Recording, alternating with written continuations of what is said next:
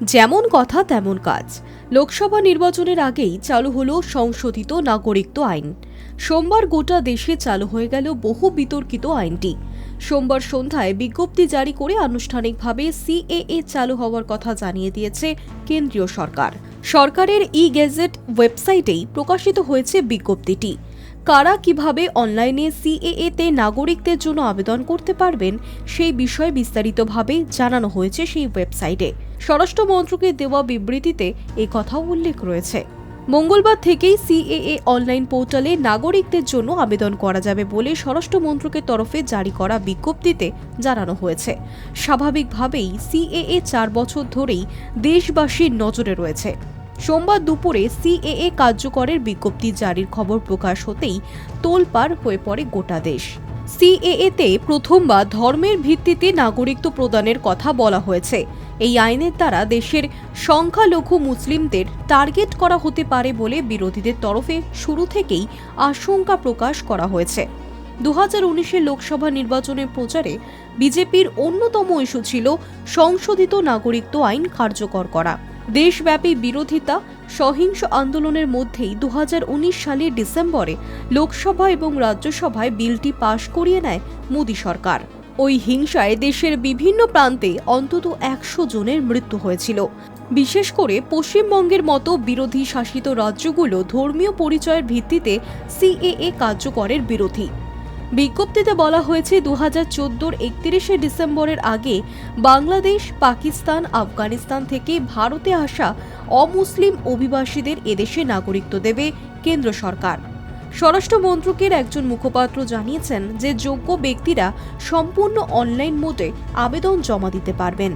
আবেদনকারীদের কাছ থেকে অন্য কোনো নথি চাওয়া হবে না।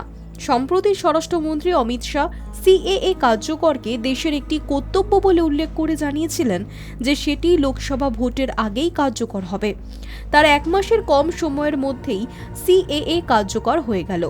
কেন্দ্রের বক্তব্য, সংশোধিত নাগরিকত্ব আইন মুসলিম অধ্যুষিত দেশগুলিতে ধর্মীয় নিপীড়নের শিকার হয়ে ভারতে পালিয়ে আসা সংখ্যালঘুদের যেমন হিন্দু, খ্রিস্টান, শিখ, জৈন, বৌদ্ধ এবং পার্সি ভারতীয় নাগরিকত্ব পেতে সাহায্য করবে।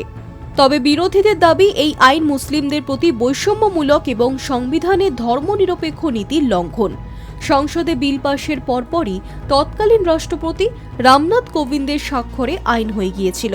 প্রায় 4.5 বছর ধরে সিএএ ধারা উপধারা যুক্ত হয়নি, ফলে বাস্তবে এই আইন কার্যকর হয়নি।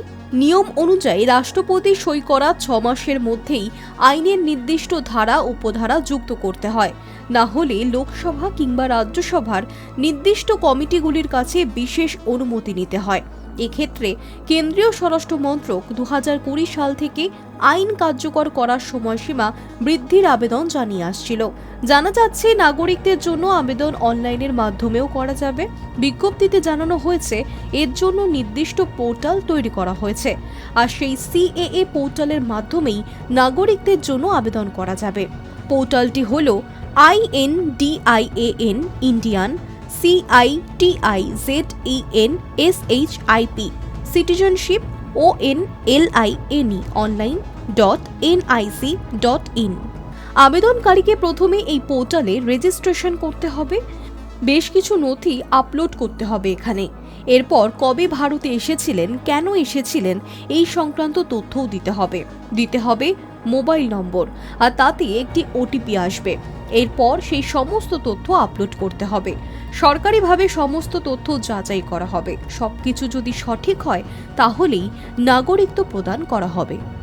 High news network.